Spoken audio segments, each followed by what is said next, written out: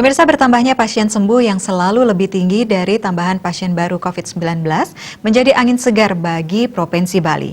Hingga hari ini, kasus aktif COVID-19 yang masih dirawat di Bali berada di angka 849, makin berkurang jika dibandingkan pada hari sebelumnya.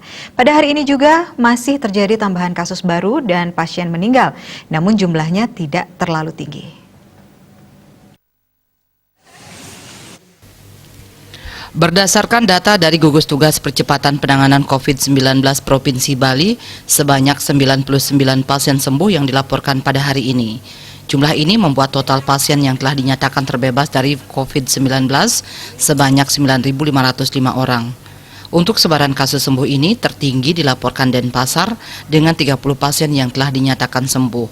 Disusul Gianyar yang melaporkan pasien sembuh sebanyak 22 orang, Badung 19 pasien sembuh, Bangli dan Klungkung sama-sama melaporkan 8 pasien sembuh, Tabanan 6 pasien sembuh, serta Buleleng dan Karangasem masing-masing 4 dan 2 pasien sembuh.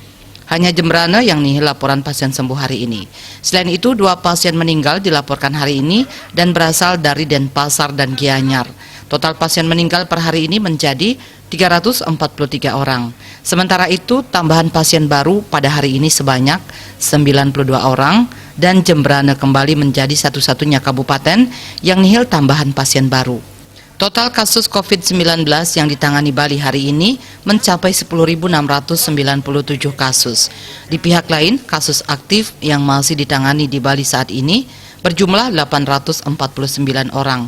3 posisi tertinggi ditempati Denpasar dengan jumlah 196 pasien, disusul Gianyar sebanyak 184 pasien, dan Badung 183 pasien.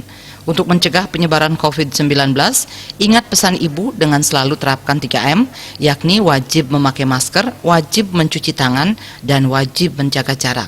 Dengan penerapan perilaku 3M, Indonesia segera terbebas virus corona menuju Bali bangkit, Bali era baru, Indonesia maju. Wartawan Bali Pos melaporkan.